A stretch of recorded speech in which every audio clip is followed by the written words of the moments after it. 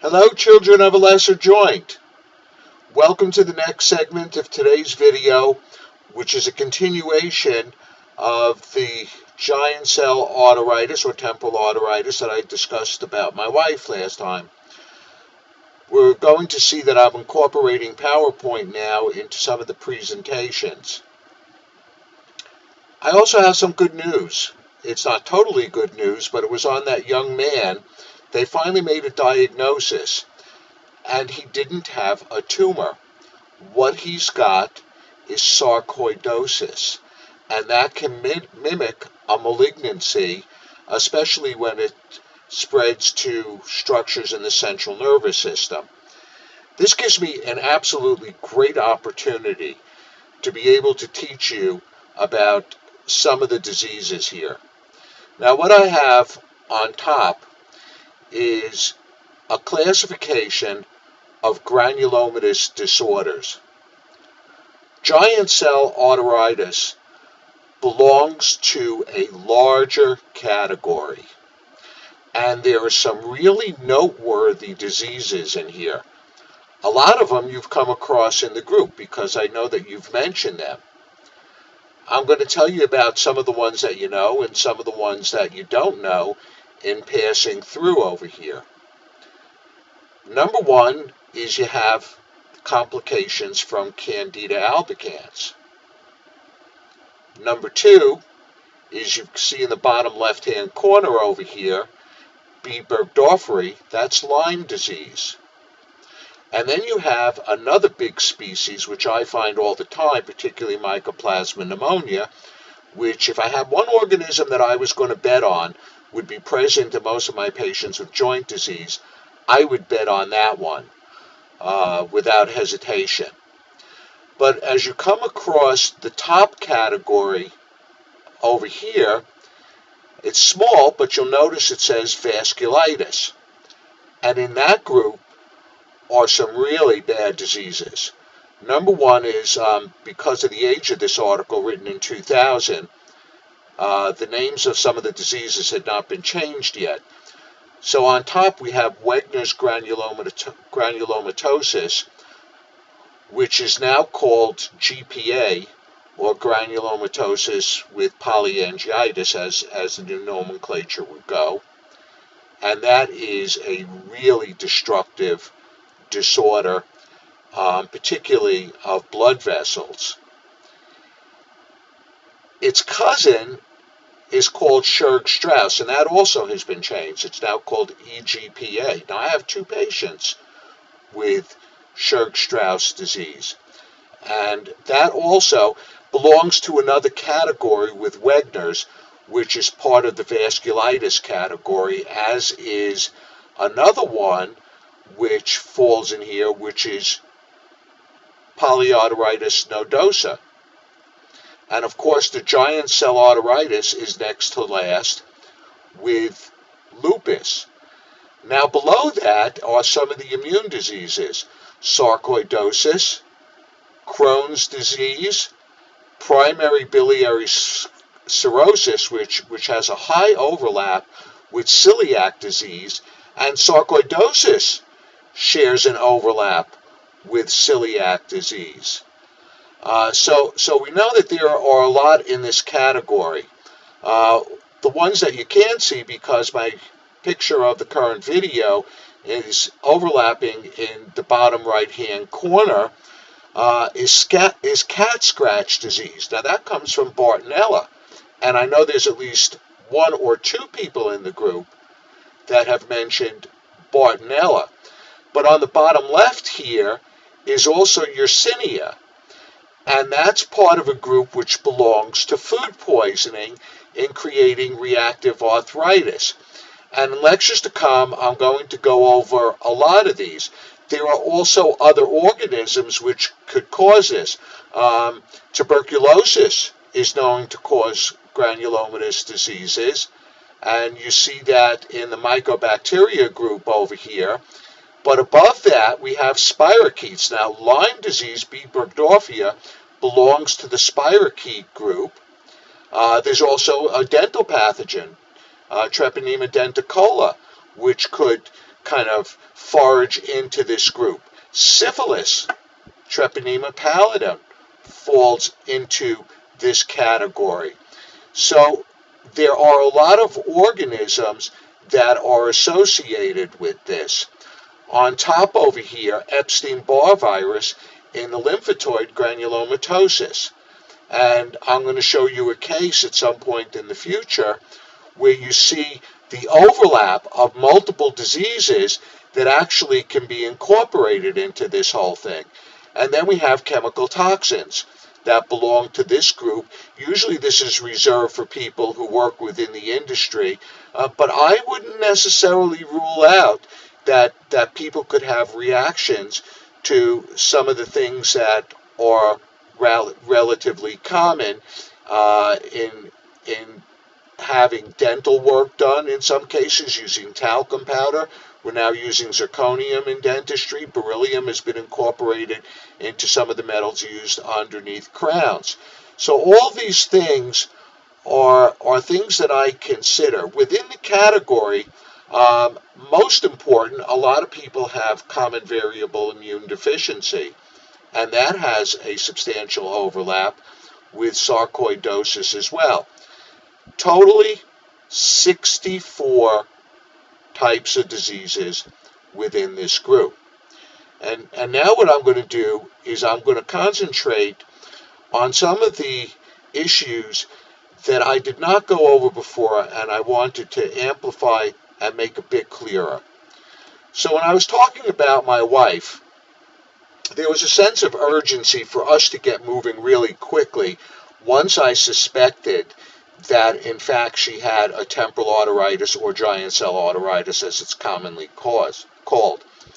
Number one is I wanted her at the highest level of care as quick as possible, and if you recall, I went ahead and I made 3 appointments in advance. That same day we went to our primary care physician.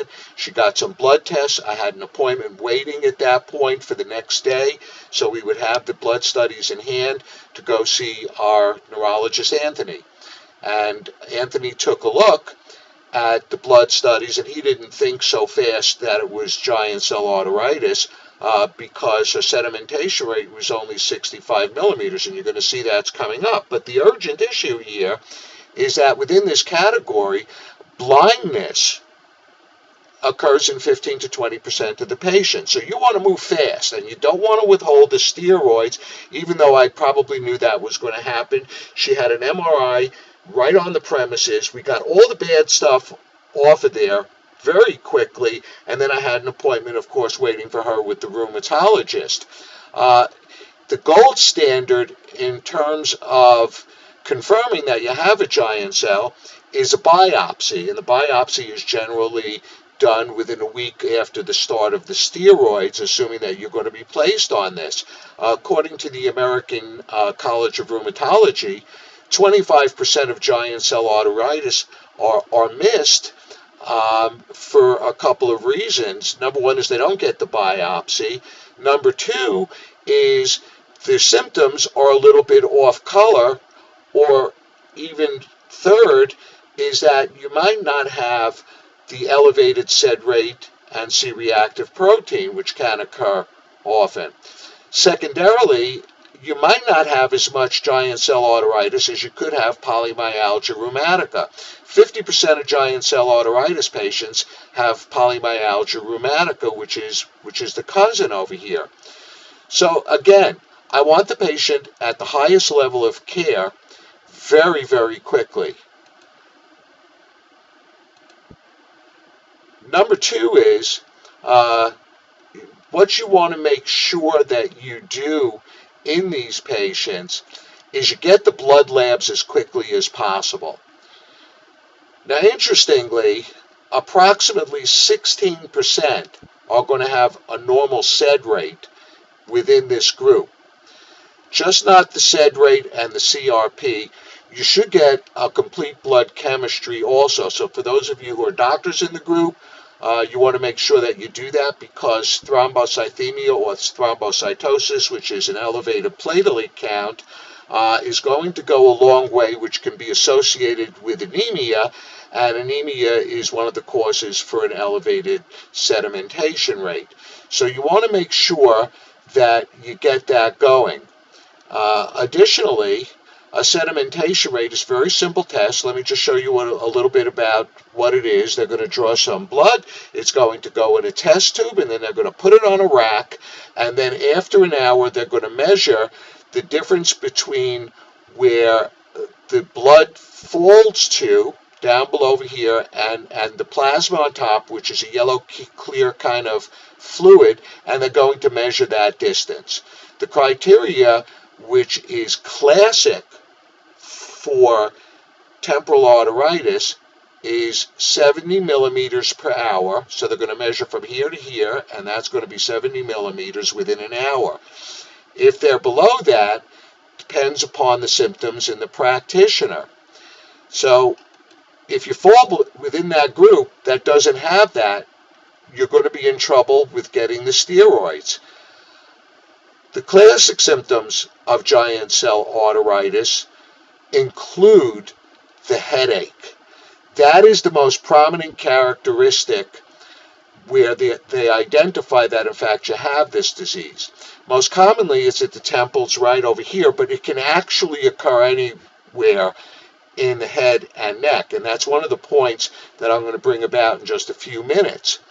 But the most specific symptom is jaw claudication. In other words, there is pain when you chew in the jaw.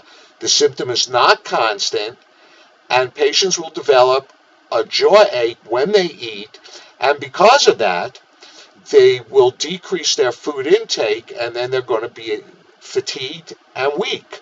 So these are part of the constitutional symptoms that we see in this disease. And of course, one of my favorite symptoms is the scalp tenderness that goes on over here.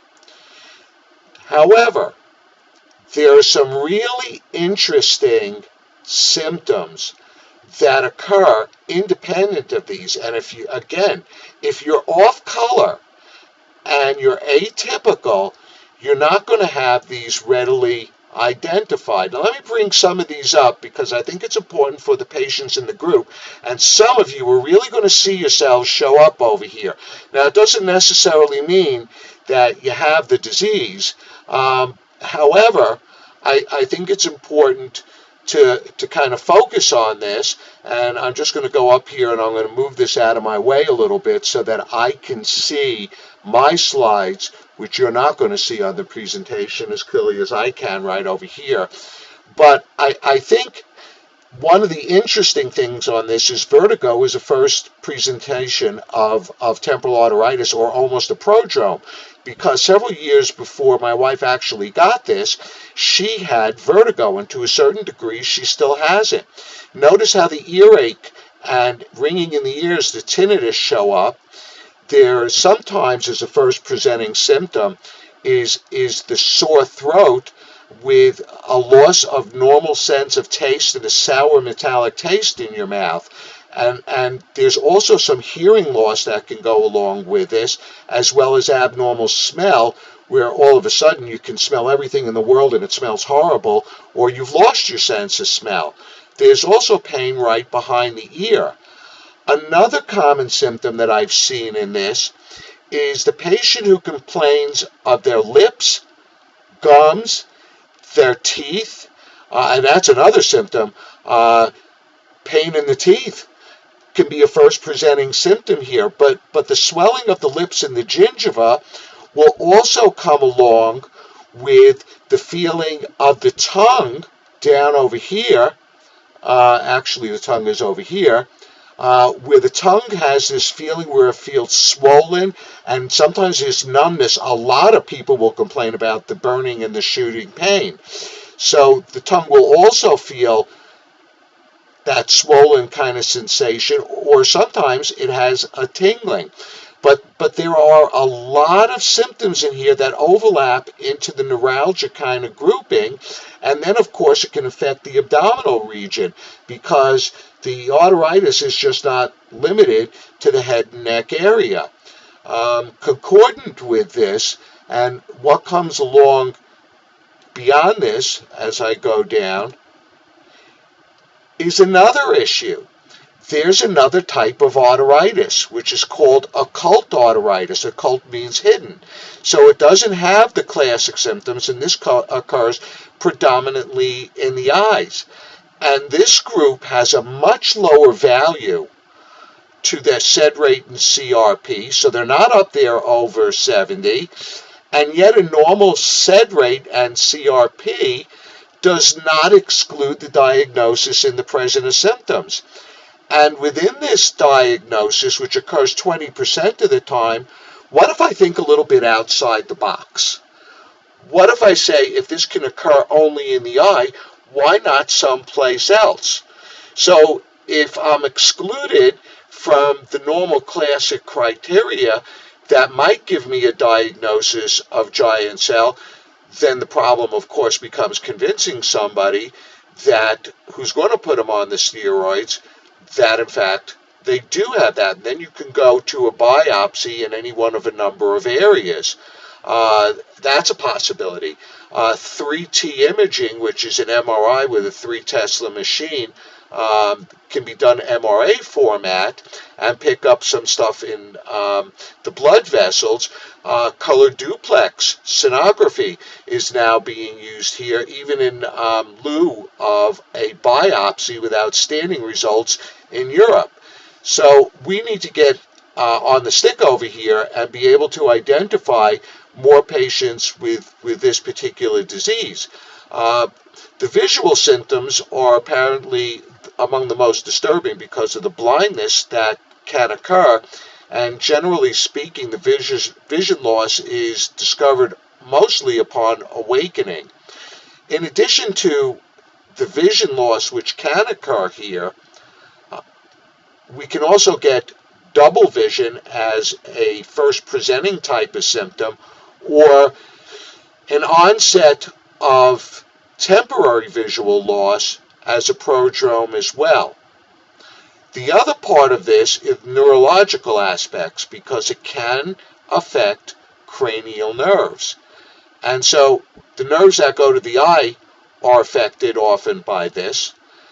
And beyond that, we get to the next slide over here, an ophthalmology appointment to be able to identify whether or not you have abnormalities in the area of the retina, which is a disc that is right in front of where the optic nerve comes in and all the blood vessels, and you can see the little hemorrhages or the swelling of the disc in this particular picture, which is called papilledema. So it's important to use your resources in obtaining a diagnosis. When it comes right down to it, when I look at disease, I look for bugs.